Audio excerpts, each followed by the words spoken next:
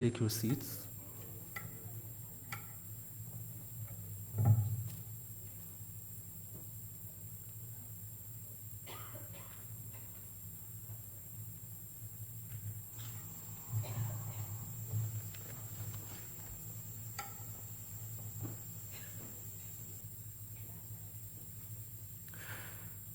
On the 17th of December, 2017, immediately after the telephone call, I remember thinking, things will never be the same. And they haven't been, says Jane Hong. Ladies and gentlemen, when we lose a beloved one, the pain and the sorrow get beyond expression. Life stands still, and death takes over every single bit of hope.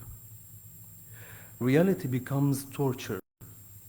Mixed feelings of fear and anger get face to face with a deep silence. That silence becomes our loudest voice. Jane Hong, a writer, philanthropist, and a viola player, had her strings cut off after her daughter's music had suddenly stopped playing. But she rose from the ashes by putting her sorrow into words, describing her grief of losing Rébecca Dykes, her daughter, who lost her life in Beirut during her humanitarian mission. Ladies and gentlemen, we gather here today to celebrate the signing of Mrs. Hong's book, Beirut is More Beautiful by Bike, بيروت أجمل على الدراجة, and to pay tribute to Rébecca Dykes, the influencing woman who dedicated her life to community service, working hard every day to make our world a better place. Allow me to thank the president of St. Joseph University, Professor Salim Dakkash. I thank Father Danny Yunus, General Manager of Dar al-Mashriq, who is always keen that the word published by the House reaches its goal of motivating people. I also thank the professional and hard-working team of Dar al-Mashriq.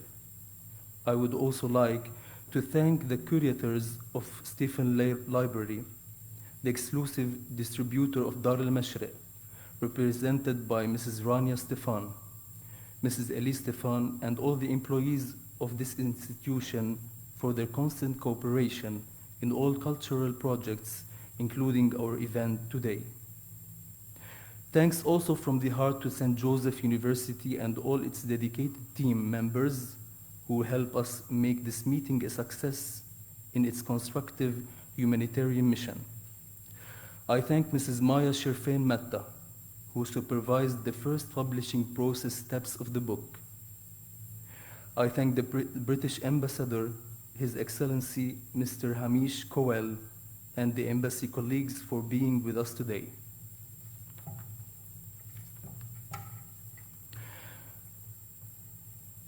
Let's get started and welcome all our guests. Father Danny was unable today to be with us for emergency reasons. He thanks all the attendees and those who participated. His Excellency took up his post in Lebanon in July 2022. He joined the Foreign, Commonwealth, and Development Office in 1987 and has spent much of his career on the Middle East and North African issues. Before being appointed ambassador to Lebanon, he was His Majesty's ambassador to Oman, and before that, ambassador to Tunisia. Please welcome the ambassador of the British Embassy, Mr. Hamish Cowell.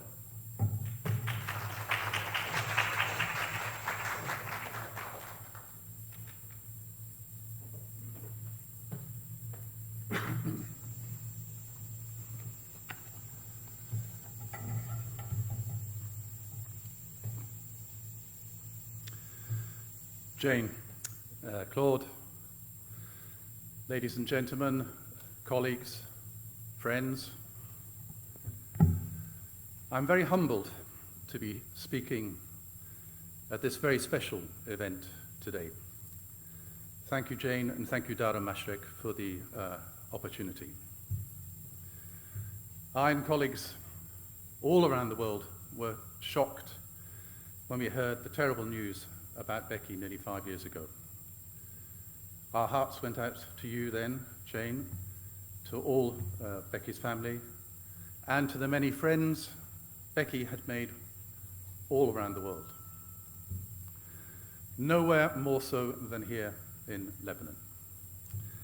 As Claude just said, I only arrived here a few months ago, but already in that short time, I have felt and heard just how much Becky was loved and admired here by embassy colleagues, by counterparts in the humanitarian community here, and by those she worked untiringly to help.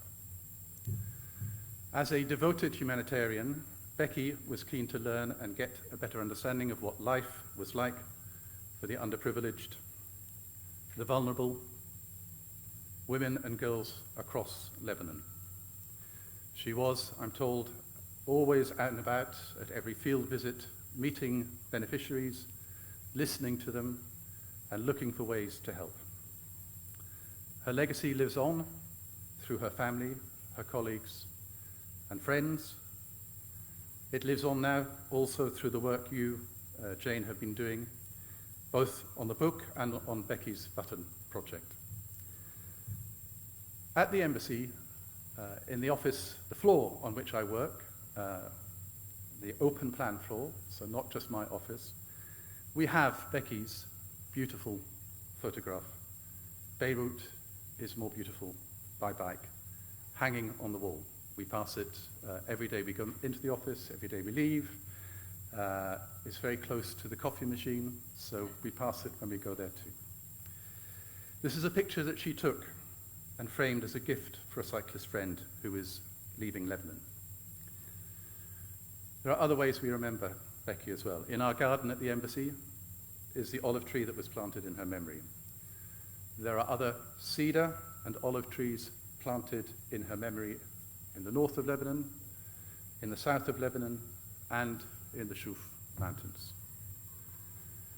4 years ago, the embassy also launched the Rebecca Dykes Chevening Scholarship, set up in memory of Becky, with the aim of continuing her humanitarian work for refugees and other vulnerable communities. It is open to female Lebanese or Palestinian applicants residing in Lebanon who wish to undertake studies in gender, development and human rights, refugee and migration studies, and other related subject areas. And I think we have with us, we were hoping to have one of the beneficiaries of that scholarship with her today, but not. But I know I have met some when I hosted an event just 6 weeks ago for departing Chevening scholars, and that is something that we will continue to do. Becky's memory lives on not only through her embassy colleagues, many of whom are with us today, but through everyone here who knew her. And only yesterday, Jane, who I met for the first time yesterday in the start of the Beirut Marathon, we were there with embassy colleagues, with friends of Becky, with Karim, who has worked so hard also to support Jane. All of us there wearing T-shirts to promote Becky's Button and to bear witness to the memory of Becky and all of the work that she was committed to and Jane has been committed to since to reduce violence against women and girls. Jane, on behalf of all the embassy, I salute you, your courage in undertaking this project. It cannot have been easy, but I know how important it is. And like others here, I'd like to thank you again, and I look forward to reading your book. Thank you.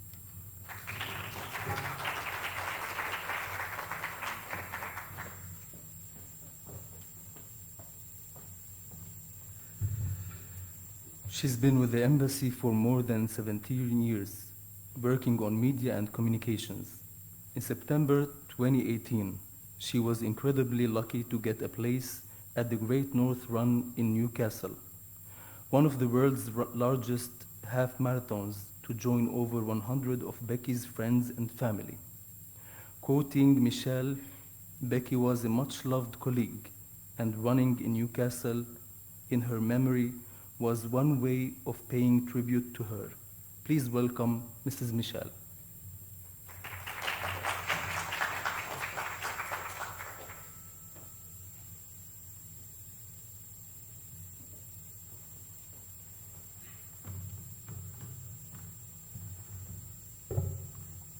Sorry, need my glasses.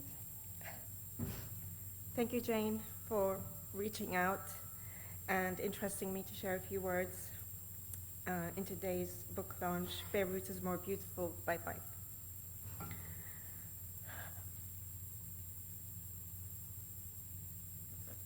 So,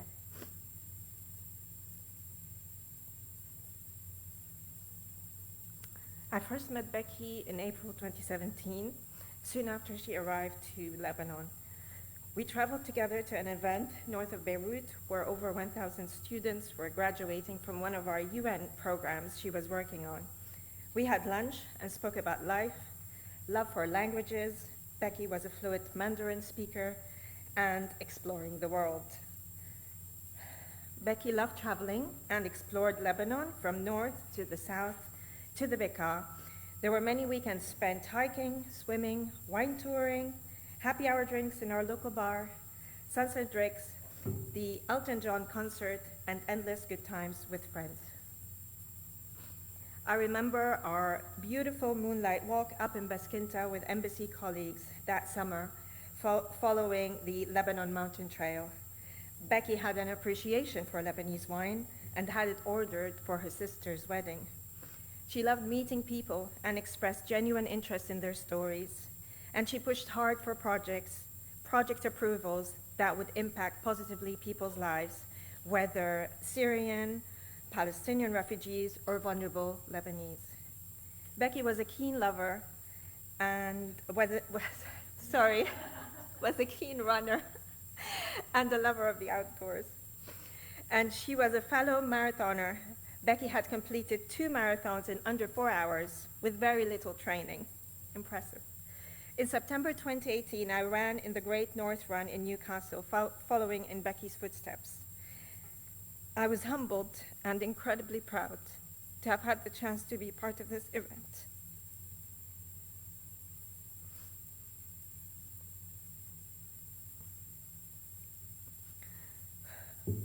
There's a beautiful photo of Becky taken in a field of roses during her visit in June 2017 to Adousiyi.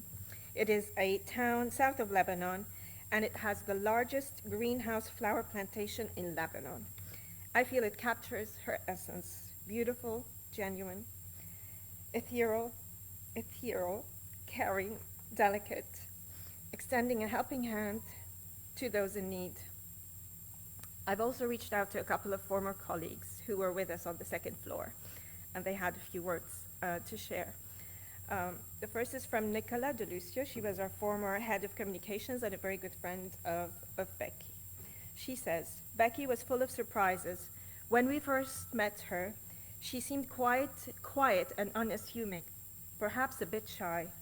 But then, bit by bit, she just casually dropped into conversation all the amazing places she had been and things she's done, and you were drawn in to find out more. I wish I'd had more time to hear all of her story, and I'm sure there were many more that I never knew. The second is from Tom Hartley, who was the head of CSSF at the time. Tom says, whenever I think of Becky, I always think of her as the butterfly, flitting around, being blown by whichever breeze wanted to carry her on her next thing. I remember our team away day when she ended having a drink somewhere. Every time I looked to check where Becky was, she was talking to someone new, as was her way. That, and of course, the insects she forced us to eat in London. I've been to Laos and it's fine, she said. It's good protein. I can still see them now. They were tasty. But she was so enthusiastic, it was always hard to turn her down. She was a puppet, and she is missed. I can't believe it's been 5 years, a lifetime, and no time at all. Jane, the cross you and your family bear is painful.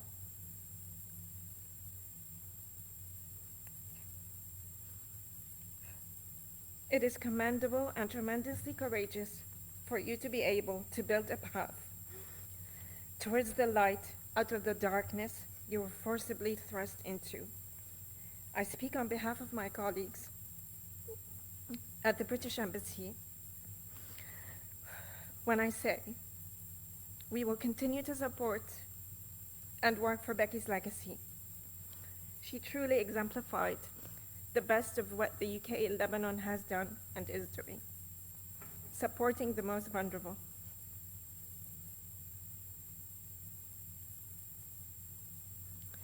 Becky touched the lives of many with her genuine love and compassion. She continues to shine a light, empower and inspire young girls and women here and around the world through many channels, including your own support to women through initiatives like Becky's Bathhouse, Becky's Button, and the Rebecca Dykes, a writer scholarship to end femicide, the Aurora Vision for Women Against Violence, the Rebecca Dykes Foundation, our Chevening Scholarship in memory of Becky, and through your book. Writing is an act of courage, an act of remembrance, a safe place of memories, tributes, reflections, and a quest for justice and closure. We cannot change the direction of the winds. We can only adjust our sails to reach our destination. Thank you again for giving me this opportunity to share my personal happy memories and that of my colleagues with Becky. I would like to finish with a quote from William Shakespeare. How far that little candle throws its beams, so shines a good deed in a weary world. We will always remember Becky. Thank you.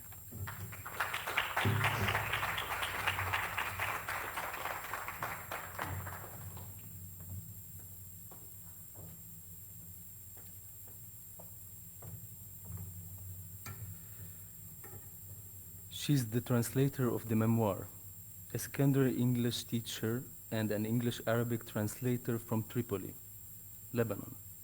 We are glad to listen to her as she shares with us her experience while translating the book. Let us all welcome Mrs. Samira Al-Hussein.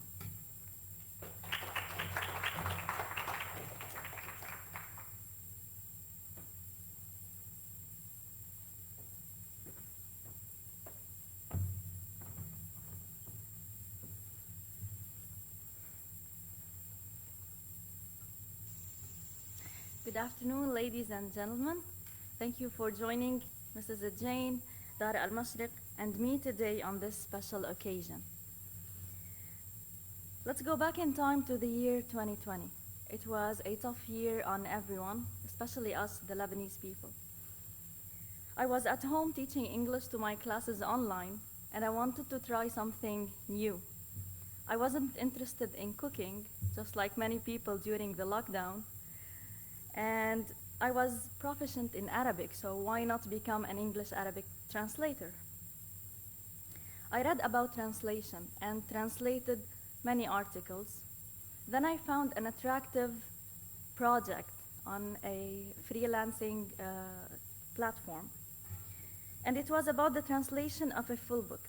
I was successful in making Mrs. Jane interested in my offer and in meeting some of her requirements, since she was looking for a Lebanese female translator, someone who understands the Lebanese context. I was excited to translate it, and at the same time challenged to transfer the mother's feelings to another language. The memoir affected me on many levels. First, on the personal and emotional level. It's a true, sad story. It really happened. When the story is real, it hits deep and makes you question many things you know about life itself. Moreover, it was a new experience. It still is. I have a new friend, and I met many new people. I'm here today, and I'm grateful. On the professional level, I became a more serious translator.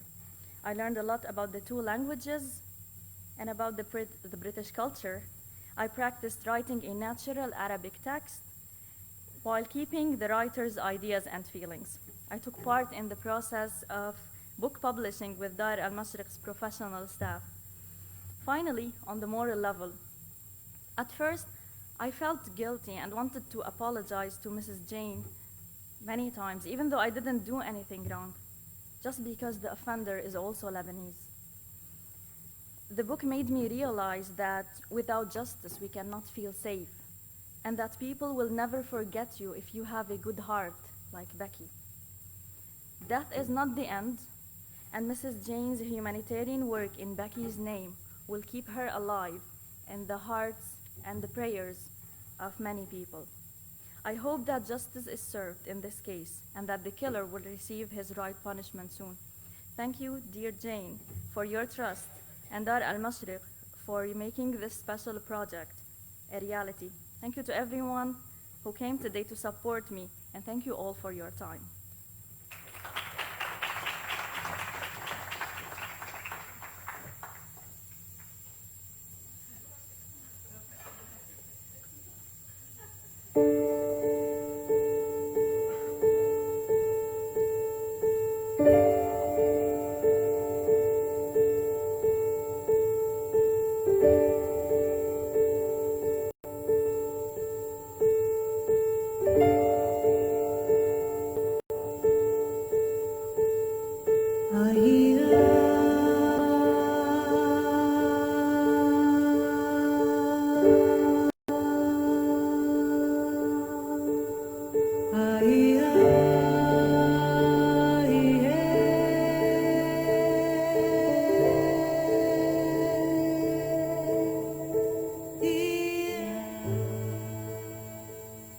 My name is Ribecca Dykes. I'm a program manager at the British Embassy.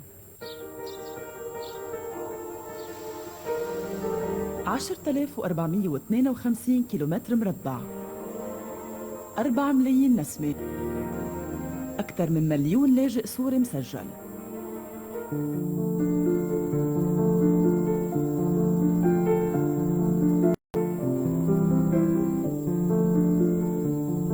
الطرق الزراعية مهمة جدا، ساهمت برفع مستوى الزراعة وبرياحة المزارع. كانت المزارعين بحاجة جدا لها يعني، لأنه ما حدا كان يقدر يفوت على أرضه من أيام الشتاء. هن نساء من أهل البلد بيشتغلوا بتعاونيات نسائية بالبيسرية، وهدفهم تحسين مدخولهم وتحقيق استقلاليتهم. أول ما أسسنا وجينا على المطبخ ما كان في شيء بالمطبخ، ونحن هلا بس تسجل التعاونية وتصير رسميا فبدنا ننزل على السوق ويصير عندنا إنتاج. صيد اليوم مزاد صباحي وبيع للسمك كل النهار.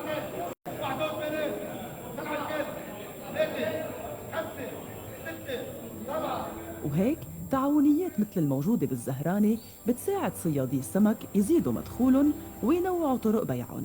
I met Becky through the work the UN does in support of refugees and vulnerable Lebanese communities. She was always enthusiastic and committed to making things better. 2 days before we tragically lost her, I met Becky for a long, intense meeting on Palestine refugees in Lebanon. She had so much more to give, questioning how we can do things better, optimistic that the future is bright and happy that she was finally able to move to Lebanon. Becky was full of surprises. It was fascinating for me that she grew up in Hong Kong, studied anthropology in the UK, and was eager to move to Lebanon. What she did with her life is way more than what many get to experience. I will always remember her.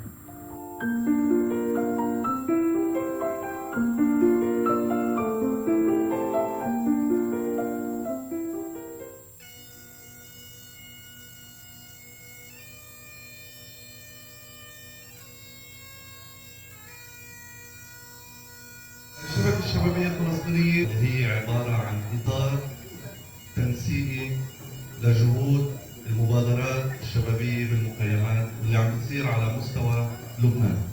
هو هدف الشبكة هو تنسيق جهود المبادرات الشبابية اللي تقريبا بيشبهوا بعض، عم يشتغلوا على نفس الأهداف وعندهم نفس القيم.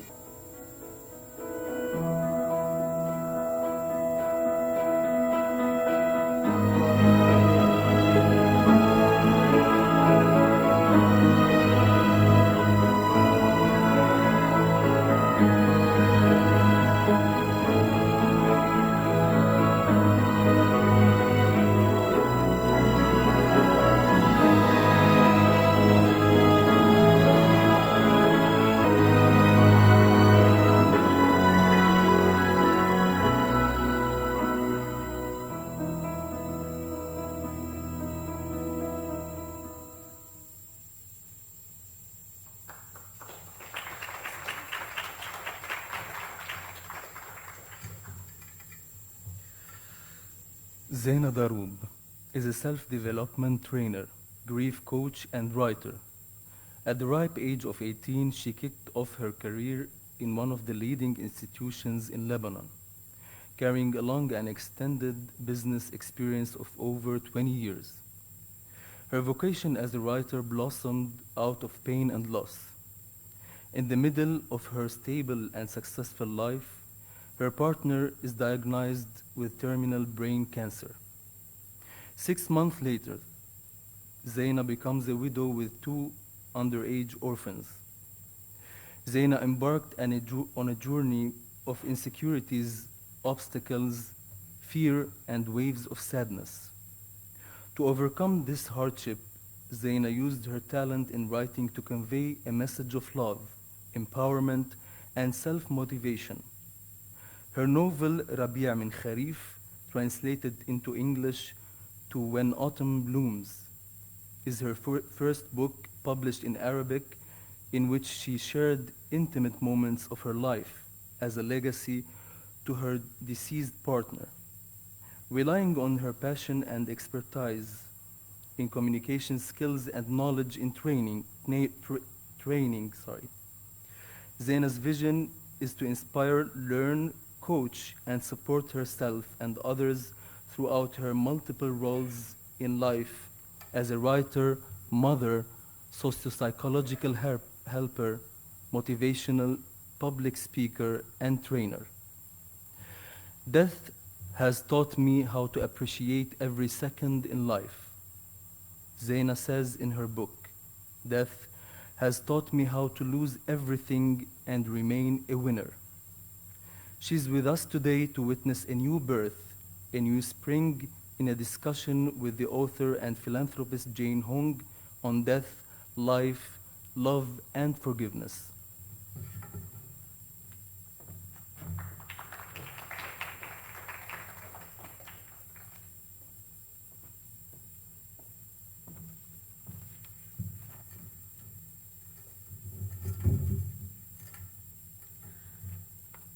Good afternoon, ladies and gentlemen.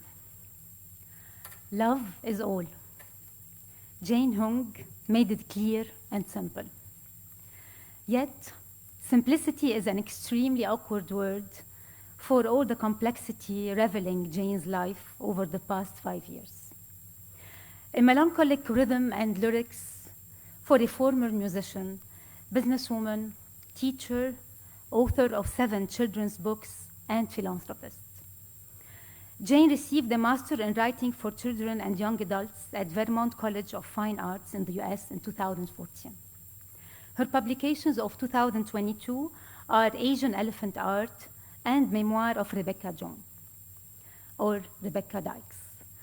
Rebecca Dykes, Jane's daughter, a devoted humanitarian who worked at the British Embassy in Beirut, always full of energy and passion, focus, and purpose. Jane says that humanitarian works was her life's calling. She believed that she was chosen at birth to be someone special. Tragically, late 2017, Jane lost her 30-year-old daughter, Rebecca, to rape and murder. Since then, she has established a charity in Greece called Becky's Bathhouse for Refugees, launched a free panic button for every vulnerable woman around the world called Becky's Button, and set up a community for kidlit writers theming extreme violence. We are here for the birth of an astonishing memoir, Beirut is More Beautiful by Bike, a book about death, life, love, and forgiveness. Being a believer myself, and after I lost my husband 8 years ago, I was asked to interview Jane. But when I finished reading the book, I knew that I was chosen to speak about Jane and Becky. For more than 6 consecutive hours, I accompanied Jenny and Becky on a journey of grief and loss. I was touched deeply by the story, the traumatic experience, and the flow of my own emotions. I cried with Jane. I felt her anger, her fear. I lived her sorrow and sadness, and I was devastated by her chaos. And at the same time, and with each of her words, I witnessed faith, I witnessed hope, love and spirituality, and the pathway to finding meaning in life. I am blessed and honored to be part of an inspiring heart-to-heart conversation or chat, as I said to Jane, with the courageous, beautiful, inside-out human Jane Hung. Please let us welcome her.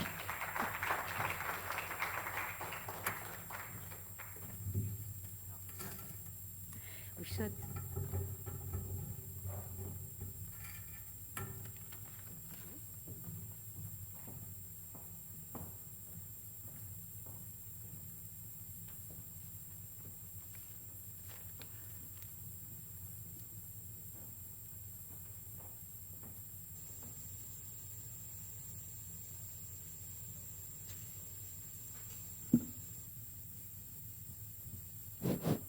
Thank you for your kind words, Zaina.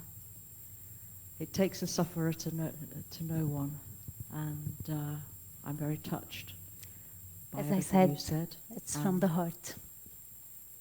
We have half an hour to know each other a little better, but we have shared grief. I do believe that trauma obviously traumatizes, but it can transform. And I was particularly moved by, when you said actually it's death that's taught you how to live and how to, to find new meaning in your life. Because certainly this loss, the loss of Becky, has taught me many things. Yeah, I believe so, and everyone is, the mic is on, yeah? Yeah. I told you before, I read the book and I find it so difficult to write questions. And I only have half an hour. Let's start. So how can we talk about 5 years in just half an hour? It was so difficult for me.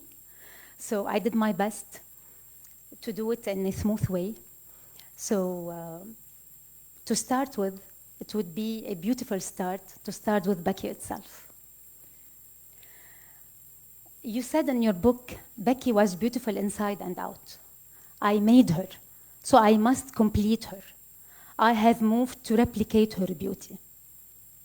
How is that? Can you tell us more about Becky? Becky was, I have 2 daughters, thank God. Becky was my second. She was a loving, light, but serious-minded young woman. From a baby, she was never any trouble. She was never any trouble. And she found her reason for living humanitarian work very early on. She used to talk about wanting to work with animals. She loved animals. And then that gravitated towards people. And coming to Lebanon was her first overseas posting. It's something she hankered for, having been brought up as an expat. I mean, she loved London, and she came from London. But she wanted to work with people from all over the world. And actually, DFID is the name of the organization she worked for at that stage. And the kind of countries that she could have applied for were Iraq, Yemen, Congo. And I'm like, Becky, you sure you want to go there? And she said, oh, don't worry, Mum, there's very good security. So most ironically, from her coming to Lebanon, a very liberal, relatively liberal place, I was like, oh, very good. But I want to quickly add, I have absolutely no animosity towards Lebanese or this country. It could have happened anywhere. Becky loved Lebanon. She'd never been happier and more fulfilled in her work. And how I see it, she was just in the wrong place, in the wrong time. Yeah. Sadly. Though she, in the book, you mentioned Becky so many times with her poem to Lebanon, her poem to Beirut. Yeah, she never wrote poetry. Yeah. But it's amazing. Yes, yeah. I mean, yeah. she just spoke with such enthusiasm. She loved this country. She loved the people she met, and she was working with, particularly the local Lebanese project, yes. I should say. I mean, because she had a very, very positive impression of living and working here in the about 8 months she was here. You mentioned Becky since she was born, with her childhood and everything. I can still, my ears still work. This is why you are Lebanon. I love the Beckyism. The Beckyism. Yes. Yeah. I love the Beckyism. Those minor details from the heart that you wrote about Becky. So yes, so just little phrases that came to mind to remember her idiosyncrasies. Very short. Yeah, they are on page 68, 69 in the book. Yes. I love them so much. I mean, I should explain the book. Well, you know. Yeah. I mean, the first part is like the first month, and the extraordinary happenings in that month and how quickly things unfolded. I mean, thanks to the British and the Lebanese government, there was very swift response. She was found, she was identified, the taxi driver was found, the police questioned him, he confessed. It was, in terms of a mother, it was, it was just such a relief. So at least we knew what happened, where, when, why, and how long, and all those kind of things. And then I went through this more formal process of attending memorials and commemorations. The British government arranged a beautiful one here. They did one in the UK, in Trafalgar Square, lovely church there. Members of the Lebanese government came to the event here in Beirut. The ambassador of Lebanon in London organized a lovely event where he had musicians singing, and so that was consolation. That always, as the mother, it's just like, I just hope her life wasn't in vain. Just let her be remembered. So that's the first part of the book, and the second part is about Becky herself, just to sort of encapsulate who she was in her short life, and then the third part is like my grief. So it's not a laugh a minute, this book. It's, but I found it the natural thing to do as a writer. First, I read voraciously, and then I wrote for about a year, and I found it very freeing, let's say. Yes. I know that. I have been through, and you did that too. Yeah, I completely understand. Jane, Beirut resurrected from death. What's between Becky and Beirut? And what's the connection between them? And what's the story behind the title? The title? Yes. Well, the ambassador explained. Oh, was it Michelle? Sorry. Anyway, that story. There is, again, this is something the British Embassy did. They, without me knowing, they found that photo, they enlarged it, and they put it on the wall on the second floor in a very prominent place. So Becky loved cycling. She would rent a bike and she cycled around. She took a photo, and I thought in the end, we didn't use it as the main cover. But it's next to the cover. But I think it was more snappy. It was a more attractive title than others, let's say. It is. And I mean, about Becky and Beirut, I mean, she wouldn't imagine how things have changed in Beirut. Yeah. 5 years ago, we didn't have COVID. So much. We didn't have the revolution here. So true. Though, of course, the blast, so, well, maybe she's looking from above, but I'm sure her heart is with you. Yeah. She is. Actually, she's not from above only. She's with us right now. I can feel it. I can sense it. All the energy, all the love here. We just can sense this love. So it's amazing. Jane, you mentioned in your book, but Becky's beauty is double-edged. The pain of its absence can be unbearable, driving me to despair. But I also see that it offers a glimpse of eternity that embraces the whole of time. This is deep. Did I write that? Yeah, you did. Yes, you did. Well, about beauty, I mean, of course, beauty is in the eye of the beholder, but yes,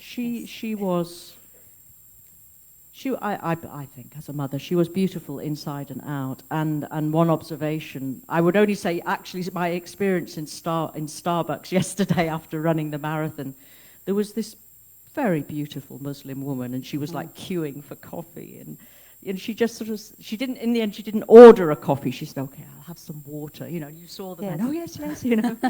It's a double-edged sword. Yes, you know. Becky was never short of admirers, put it that way. But the interesting thing as a mother was she didn't commit to anyone. She was very determined to continue her humanitarian work. And after she was killed, I got these really touching letters from men friends, let's say, who had tried to woo her and failed. Yep, I think she was unusual in that respect, and I think if she was still living, she would be following a relatively unusual route. Yes. Yes.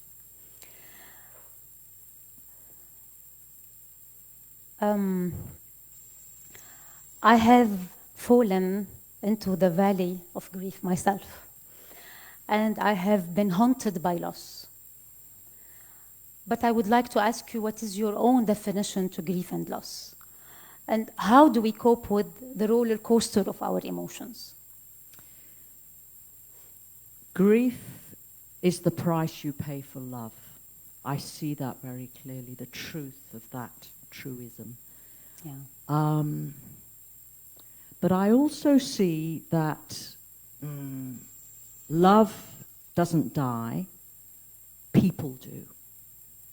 And as long as I'm thinking that Becky and all, like was so eloquently stated earlier, as long as her work is being continued, as long as she is a force for good, and as long as I can kind of channel her energy and enthusiasm for that. I mean, I didn't do humanitarian work before this, but it's been a fascinating ride. And in terms of the roller coaster,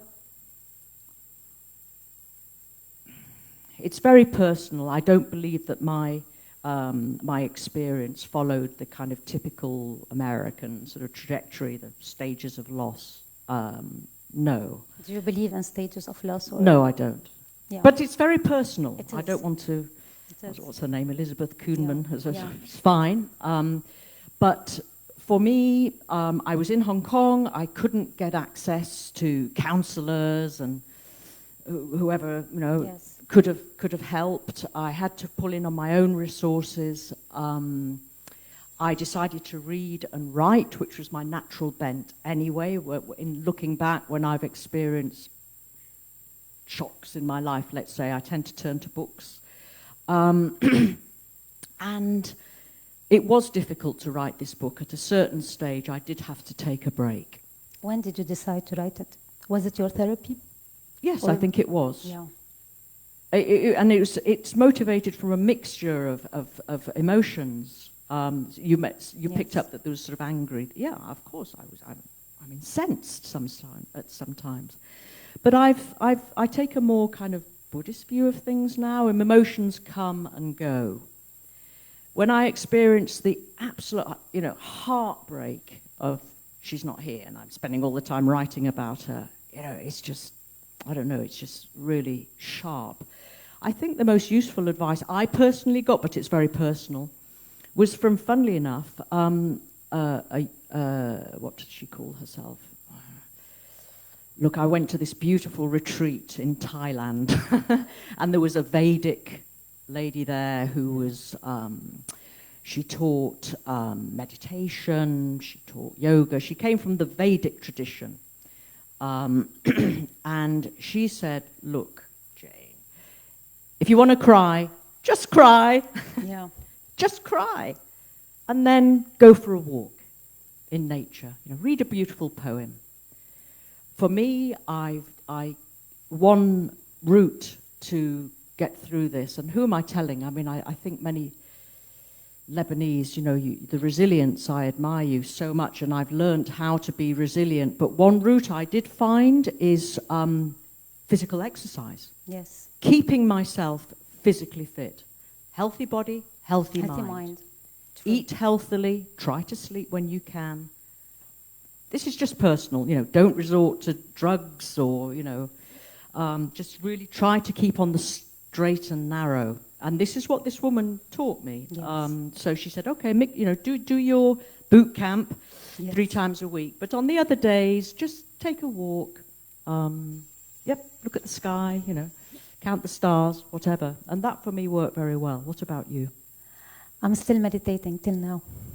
Doing the same as you did. Meditation is very powerful. Yeah. Control of the mind. So true. I see my grief as, I mean, I could have just like spiraled. I might, you know, tomorrow, I don't know. It's a constant challenge, all right? So I can go down, down, down, down, down. And then up. Or I can think, right, you know, really, for Becky's sake, maybe this is because I'm her mother. It's like, it's very simple. She would hate it if I collapsed and, you know, I need to live my life well. I guess she wanted that. That's what... it's very empowering for me to think that way. Yeah. Yes. Otherwise, we will collapse. Yeah. It is tough. We know well, that another it is way tough. of looking at it, Zaina, is the statistics say that 11 women an hour are killed. Yeah. Somewhere in the world. All right, so that means 2 sets of parents every hour. So Becky was one of them. She was one of those statistics. And this is where for me, I've moved more into a kind of activist mode. It's like, what are we going to do about that? Yeah. I can tell my story, and then I can ask the question, what are we going to do about that? What can I do? You know, even if I just save a few lives, there's something very meaningful about that idea to me. Jane, through the experience and the labor you went through, and what we've been talking right now on the grief process, what do you call that fine line separating the natural sadness of separation from our loved ones and surrender? Ooh.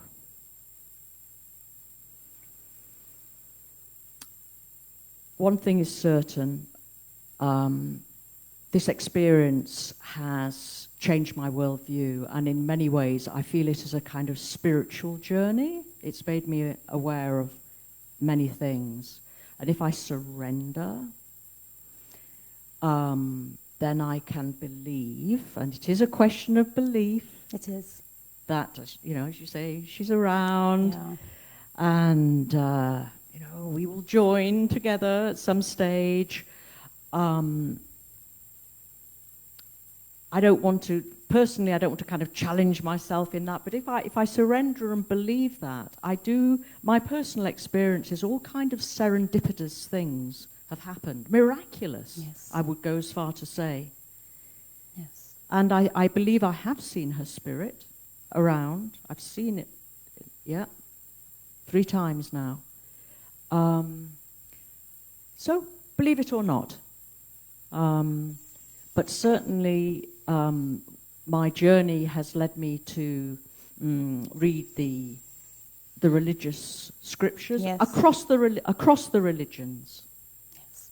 You know, I've read the Bible, I've read the Quran in English, I've read the Buddhist tracts.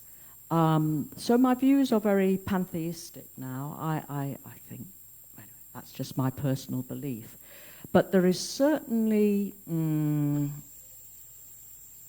the chronological time as we see it, yes. and actually what these great scriptures tell us are very different. And keep it simple. You know, as long as I live my life daily with a pure heart in order to make sure Becky's not forgotten. Yes. Because maybe she's up there watching. No, I'm joking. But then I feel peaceful. Yes. I strive for peace. How can you strive for peace when you say traumatize us, but it can also transform? How can we transform our traumas? And what was your transformation?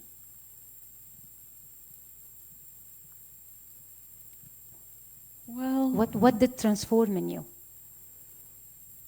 I think a belief that in the afterlife, that, it's heavy philosophical stuff, isn't it? But I mean,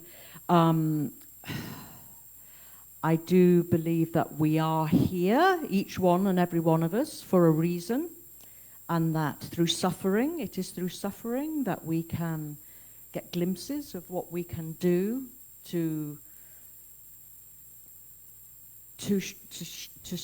help the world, to make the world a safer place in my particular respect. It's a journey towards some kind of redemption. To motivate, to inspire, to give strength to others, to believe that we can do it.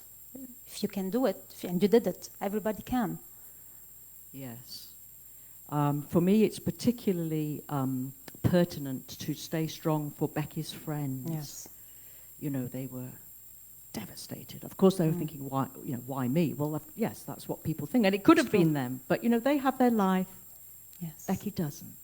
So, and they have a long way to go, much longer than I have. So, again, you know, heavy philosophical stuff. But, you know, we live in a very materialistic, capitalistic world. And we do. the problems we have as human beings now are way above our own religion, you know, our country. We need to work together. And maybe the fact that this happened to Becky could be a way to maybe, you know, draw attention to the fact that sexual violence goes on all the time. So let's see. I mean, it has to stop. Becky's button in Lebanon. Yes. Thanks to the British embassy here, I've got tremendous support. We had about 30 runners yesterday. Yes, it was amazing. They all did fundraisers. I have 2 representatives from Al Fawda, this local NGO that Karim kindly introduced me to. We have had a meeting this morning. I'm going to distribute these little panic buttons, which it came to me so strongly within a week of losing Becky. It's like, if only she would have been wearing something that had drawn attention to other people, I think it could have saved her life, given how it happened. And so this idea for very vulnerable women, very poor women, because I want to provide it for free as long as I can. I want to organize the shipping. Here you are. Here's a button. Please distribute it to people. Yes. In Lebanon. We need to stop violence. Yes. It would be wonderful to stop it, but even if I save one life, and I have documentary proof that, you know, we did a pilot scheme in Greece, because I have this charity in Greece which works with refugees. 3 years ago, it was primarily Syrian refugees. That's why I chose this organization. But now we get a lot of Afghans, we get a lot of Africans, lots of North Africans now coming. But the point is that the pilot scheme there, we have proof that the wearing of this button has already, averted a gang rape in the local camp. Yeah. So, and that's we launched the program about 6 weeks ago. That is really consoling for me. This is relieving, yeah. It is. Jane, as a mother, you said that a mother's love is the deepest of all loves. As a mother, I can write about love in its purest, most instinctive form. How a wounded mother grieves And how can she bloom out of such a traumatic autumn? Well, I dedicated the book to mothers. Yeah, I saw it. And yeah, ladies, we bring these men into the world, these boys, these males. What can we do as women to teach our sons how to respect women, ultimately? Yes. I have this website now called womenagainstviolence.net, and I really hope that some men will sign up. I want to actually create a community, because half the world are men, right? and men are so powerful, and you know, they're fathers. Yes. So what can we do right at the beginning? So as a mother, I and the experience of giving birth, I suppose, and raising a child for 21 years. What can we do? What can we say? What can we tell them? I do believe that we are all God's children. You know, we are here. We are born innocent. I'm a victim. Becky was a victim. I'm an indirect victim. But you know, many people are victims. The people who commit these violent acts. So, as a mother, what can we do to prevent an angry man, a boy who's traumatized, who's damaged in some way by what he's seen or heard? You know, what intervention? Yes. It's a call to mothers, actually. You know, what can we do? What can we say? Because I do believe that if for a little boy, a young man, whatever, to have a close relationship with a mother could change maybe a rather predictable path of anger, you know, negative emotions, etc. destructive emotions. Yeah. Yes, this is why you said all violence is a call for love. How can you explain it? Well,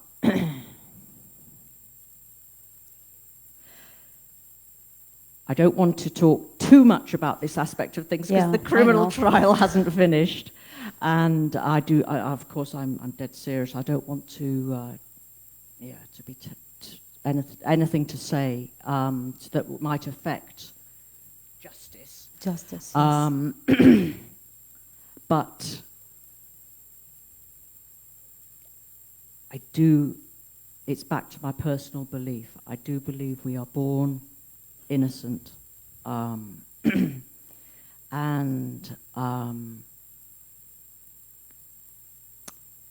maybe I'll just say one quote which comes back to me quite a lot.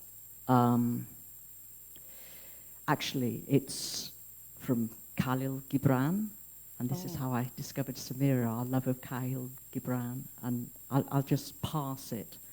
I'm sure you know it, but your marvelous poet, you know, he in his from the Prophet, Crime and Punishment, the section on crime and punishment. Gibran, yes. And he talked about we're all of one fabric, and there are black threads, there are white threads. You know, most of the time we weave a beautiful pattern, but when a black thread breaks, that is the time to examine the loom. It's a bit cryptic, but that's my answer to your question. It is. It is. With Gibran, we just can't say a word. It's so deep. And you have Gibran all along in the book. I've quoted him extensively, haven't I? Yes. I mean, I didn't know of him, but yes. in these memorials and things I attended, Khalil Gibran was quoted a lot. Yes. And I've turned to his poetry, and it's explained a lot to me, and why Becky was killed in Lebanon, yes. I don't know, but his poetry has been very meaningful to me. I crave beauty. Beauty exists beside ugliness, but its light shrivels it to shadows. Ugliness makes me appreciate beauty more. Ugliness compels me to choose empathy over vengeance. I have looked into my heart, discovered what causes me most pain, and refused to inflict that pain on others. Is mercy and forgiveness teachable? Teachable.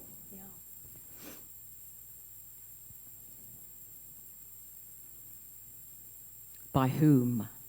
Who's going to do the teaching, Zaina? Yes. Who do you have in your mind? I have a lot, actually. We can start with ourselves, to our children, to each one of us, to everyone, because we are here to help, to support, to teach. Yes, can we teach love? Yes, we can. Can we teach forgiveness? Yes, we can. And it's about collective consciousness. So if it happens to me and to you and to all of us here, I believe that the collective consciousness, we can have it all around the world. I'm not saying it's easy, of course. However, it's doable. It's doable, yeah. I mean... And it needs people like you, with your story, with your experience, to make it happen. Well, I have read, I've turned to spiritual, scriptures and things, and this is just my interpretation, right? But there's a call for redemption. There's a call for forgiveness. Yes. The way you get redemption is through forgiveness. What is forgiveness? There are different views, right? I've looked at the Jewish that say never forgive, something like this, right? I've looked at the Quran, sort of says, okay, yes, revenge is allowed, but actually, why don't you try forgiveness? And as a Jesus follower, I know that to be forgiven, I have to forgive. All right, so heavy stuff. Yes. I rise above all these religions, and I ask myself very practically, and I think I can say that I have to forgive the unforgivable, really.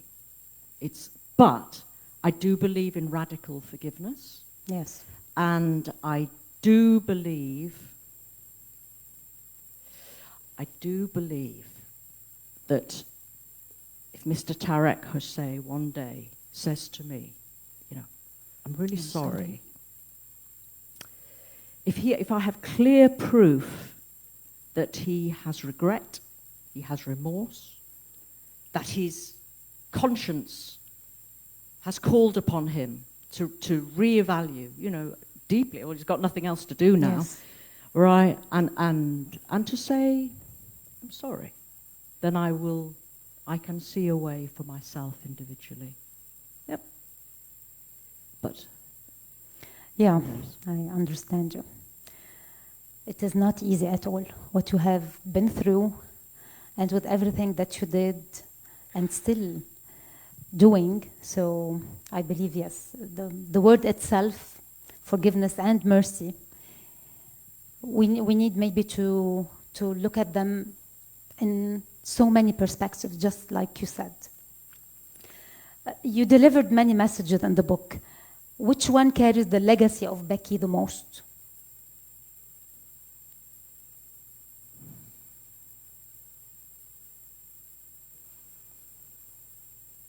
How kind she was. Oh. As a daughter, to her sister, to her grandma, to her friends. She was a really kind person. Yeah. We didn't really get her until afterwards. Because she was always running around, fixing this or buying a present, or she was the kind of person who she was a giver. She was a giver. And that came out in the tributes to her, her friends, her colleagues. She was a very kind person. She touched us all. Now we all love her because of you. Yeah. Yeah. What do you want to say to Becky today?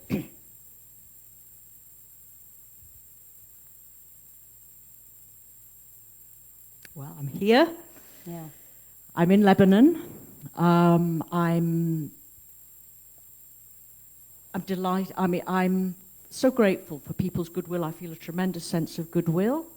So my message to Becky is, I'm here, Becky, now. This is my third time. And for some reason, I do believe that Lebanon is going to be part of my life because of what happened to you, Becky. And I'm here. All right, it's just a flight away. I'm doing my best. Yes, you are. Love is all. I hope that my courage will be a call for courage everywhere. We had your call and your love, Jane. Thank you. Oh, thank you so much, Zainab. Thank you for listening. Thank you.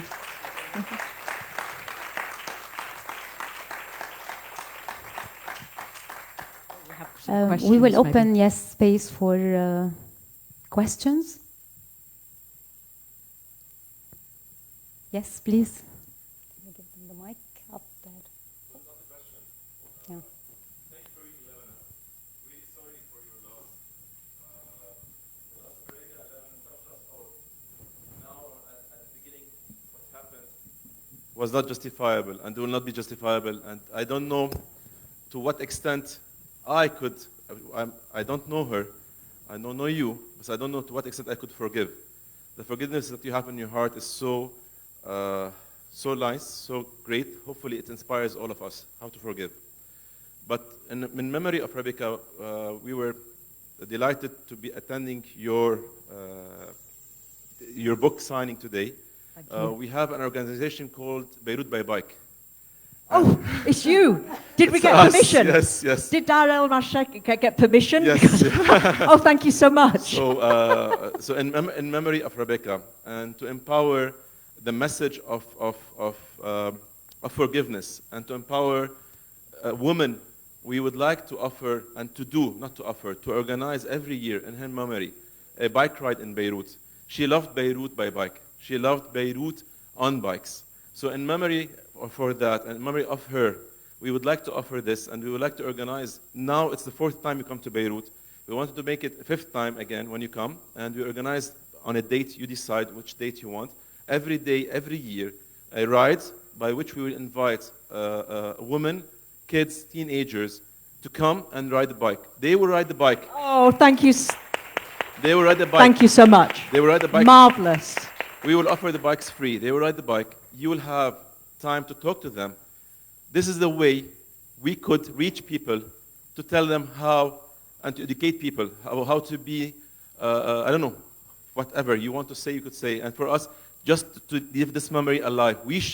This memory should not die, because this is the way we teach new generation to forgive, and how to be humble with women, and how to be humble as a humanity. Thank you so much, sir. Sorry for more work.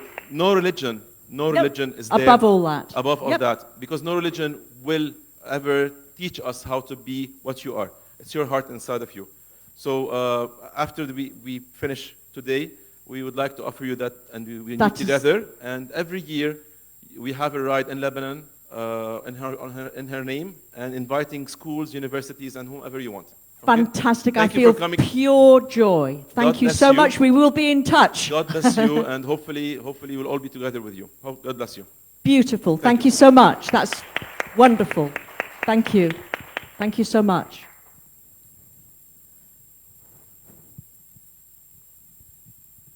Questions? No more questions? No. Okay. Claude? Oh, we have one more question here. Good evening. Hello, Paul. Very interesting. Sorry? Very interesting presentation. I'm a lawyer, and I appreciate a lot what you've been presenting, and the way you're doing it is very strong and deep. It's genuine.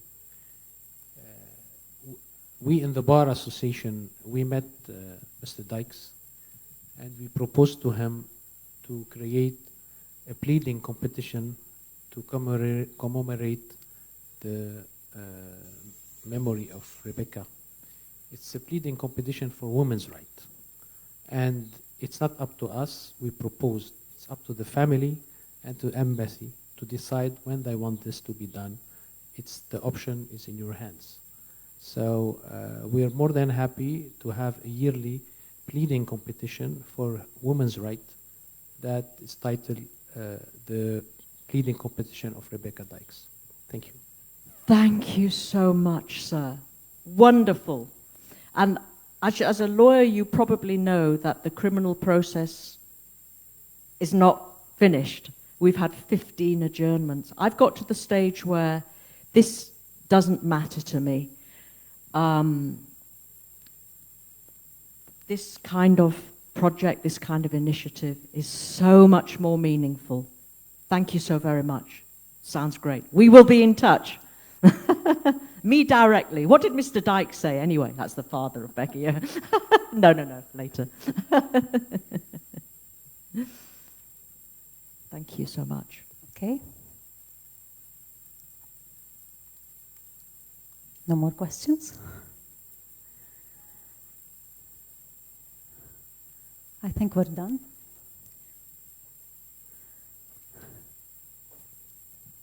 Back to Claude.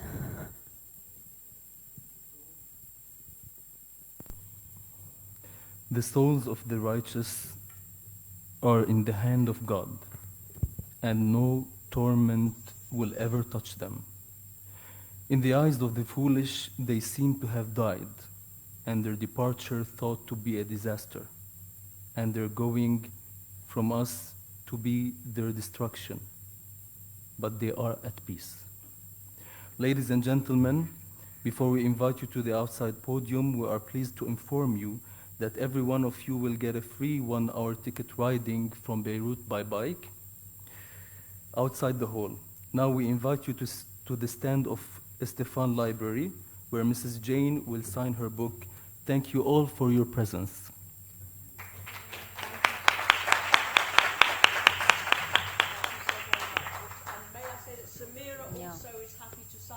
I think it's good.